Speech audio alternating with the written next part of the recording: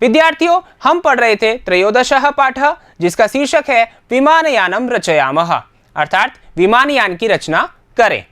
विद्यार्थियों, इसके 4 भागों का अध्ययन हमने कर लिया था, जिसके अंतर्गत हमने जान लिया था कि जो छोटे छोटे बच्चे होते हैं, आप जैसे लघु लघु बालक जो होते हैं, वे क्या करते हैं, क्या सोचते हैं कि हम वायुयान का निर्माण करें और गगन में यानी आकाश में घूमने जाएं, वायुयान में बैठ करके।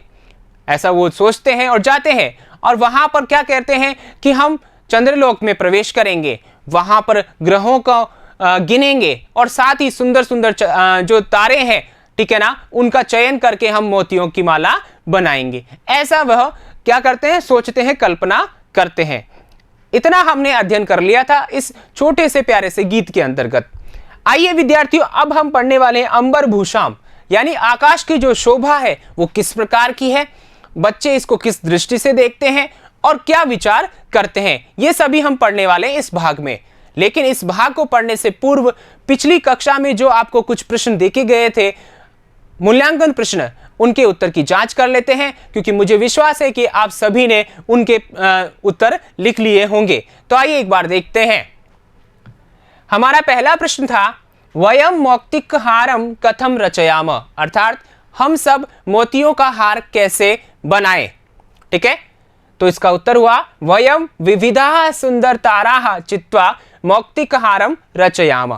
ठीक है, यानी कि हम सभी अनेक प्रकार के सुंदर तारों को चुन करके मोतियों का हार बनाए।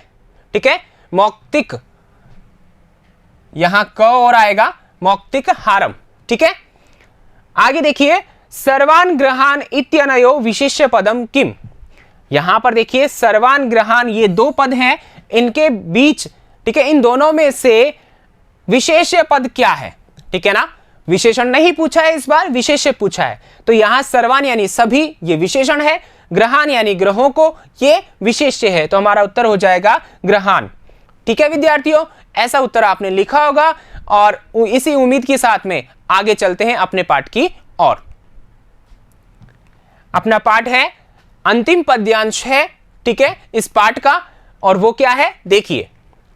अंबुद मालाम अंबर भूषाम आदायैव हि प्रतियाम दुखित पीड़ित कृषिक जनानाम गृहेषु हर्षम जनयामा। अर्थात इस पद्यांश में क्या कहा गया है, बच्चों ने क्या विचार किया है, क्या कल्पनाएं बच्चों की होती है, यही जानेंगे। इससे पहले जानते हैं कठिन शब्दार्थ। देखिए, अंबुद मालाम बादलों की माला को, अंबर भूषाम आकाश की शोभा को, आदायैव लेकर ही। अब यहां पर देखिए आदाय यानी लेकर, एव यानी ही, ठीक है ना, लेकर ही। प्रतियाम हम लौटे, ठीक है ना। अब यहां पर देखिए प्रतियाम जो क्रिया है वही क्या है, यहां प्रति क्या है, प्रति क्या है, उपसर्ग है, ठीक है ना, और यहां पर इन धातु है, ठीक है ना। तो यहां उल्टा, इनका मतलब जाना होता है, लेकिन प्रति लोग उपसर्ग लग गया यहां पर, तो उल्टा अर्थ हो गया प्रतियाम यानी लौटना।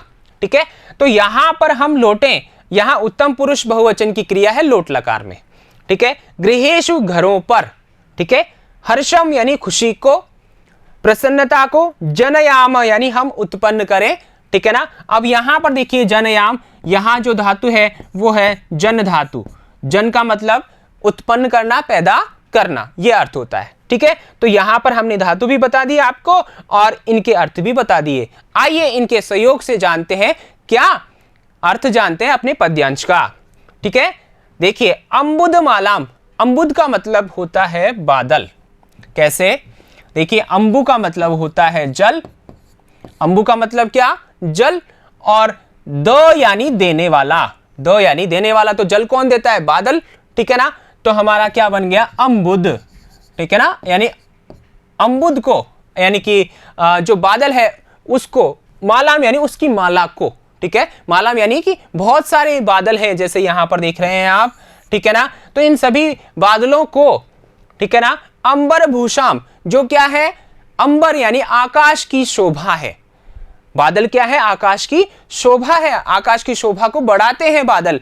तो ऐसी आकाश की शोभा को, ठीक है ना, अर्थात बादलों की माला को, बहुत सारे बादलों को आधा यही वही यानी कि लेकर ही, आधा यही वो लेकर ही यानी निश्चित रूप से, ठीक है, निश्चय ही इन बादलों की माला जो है, बहुत सारे बादल हैं, ऐसा अर्थ आप समझ सकते हैं, इनको लेकर प्रतियाम लौटे।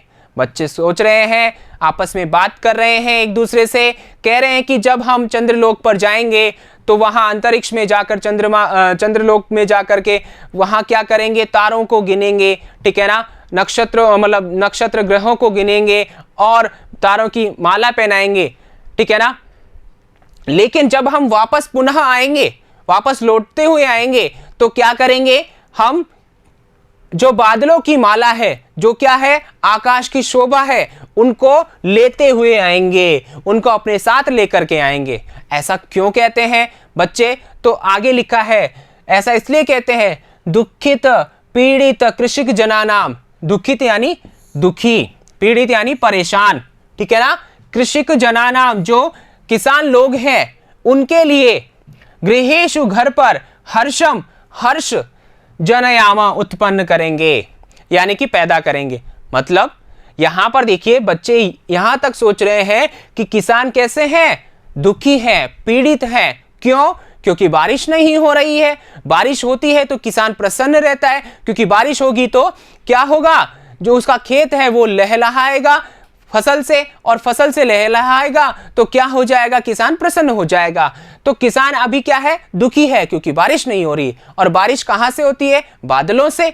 तो बच्चे ऐसा इतना सोच रहे हैं, ठीक है ना, इस प्रकार सोच रहे हैं क्या, कि हम बादलों को क्या करें, साथ लेकर चलें, जिससे जो किसान हैं वो कैसे हो जाएंगे, प्रसन्न हो जाएंगे, अर्थात उनके घर पर हर्षम यानी खुशी आ जाएगी हमारे बादलों को लेकर के चलने से।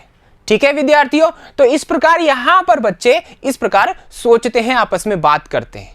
क्या करते हैं, एक बार फिर से देखिए कि हम सब क्या करेंगे जब वापस आएंगे, ठीक है, तो जो बादलों की जो आकाश की शोभा है, बादलों की माला, उसको लेकर ही वापस लौटें। क्यों?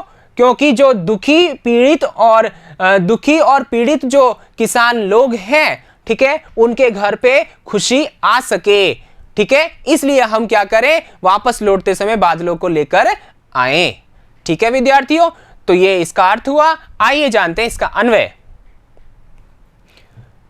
अन्वयः, ठीक है, वयम अंबरभूषाम अंबुदमालाम आदाय एव प्रतियाम वयम दुखित पीड़ित कृषक जनानाम गृहेषु हर्षम जनयाम।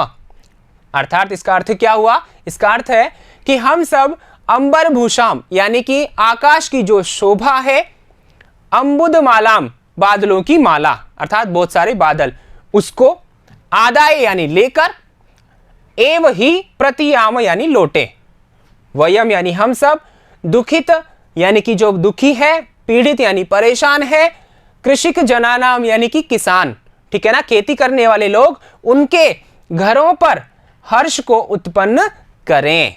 ठीक है, तो ये इसका अर्थ हुआ।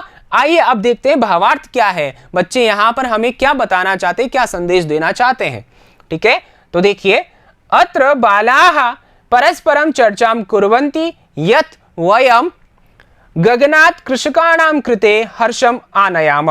अर्थात वयम सर्वे गगनस्य शोभां मेघमालां स्वीकृत्य एव पुनः आगच्छाम, सहैव दुखित पीड़ित कृषकाणां गेहेषु हर्षस्य क्षणम् उत्पादयाम, तदा सर्वत्र आनंदम भविष्यति इति। ठीक है, तो यहां बहुत ही अच्छा संदेश दे रहे हैं। ठीक है ना, बच्चे क्या सोचते हैं, देखिए, अत्र यानी यहां इस पद्यांश में, बालाः यानी बच्चे, परस्परम आपस में, चर्चाम कुर्वन्ति बातचीत करते हैं, क्या, यत् कि वयम हम सभी, गगनात यानी आकाश से, कृषकाणाम कृते जो किसान हैं उनके लिए, हर्षम आनयाम खुशी लेकर आएंगे। अब किसानों के लिए खुशी की बात कब होगी, जब बारिश होगी। तो बच्चे सोच रहे हैं, कह रहे हैं कि अर्थात वयम सर्वे हम सभी, गगनस्य शोभाम जो आकाश की शोभा है, मेघमालाम मेघों की जो माला है उसको, स्वीकृत्य लेकर, स्वीकार करके यानी अपने पास लेकर, एव यानी ही, पुनः फिर से, आगच्छाम फिर आएंगे यानी कि लौटेंगे। सहैव साथ ही दुखित पीड़ित कृषिका नाम, जो दुखी हैं, पीड़ित हैं, परेशान हैं, ठीक है ना, उनके घरों पर, ऐसे किसानों के घर पर हर्षस्य क्षणम उत्पादयाम, हर्ष का, खुशी का जो क्षण है, पल है, उसको उत्पादित करेंगे अर्थात बनाएंगे, खुशी का माहौल बनाएंगे। तदा तब सर्वत्र यानी सभी जगह आनंदम भविष्यति, आनंद होगा, ऐसा विचार सभी बच्चे करते हैं, ऐसी सोच सभी बच्चे रखते हैं। ठीक है, तो कितना अच्छा सोचते हैं वो किसानों के लिए। ठीक है, तो ये सारी क्या है, कल्पनाएं हैं बच्चों की, जो कि अच्छी है, हमें संदेश देने वाली है। तो ये इसका अर्थ हुआ जो कि आपको समझना है। ठीक है विद्यार्थियों, तो आइए आगे बढ़ते हैं। आगे देखिए मूल्यांकन प्रश्नाः। मूल्यांकन प्रश्न है पहला, वयम किम आदाय प्रतियाम, दूसरा वयम कुत्र हर्षम जनयाम।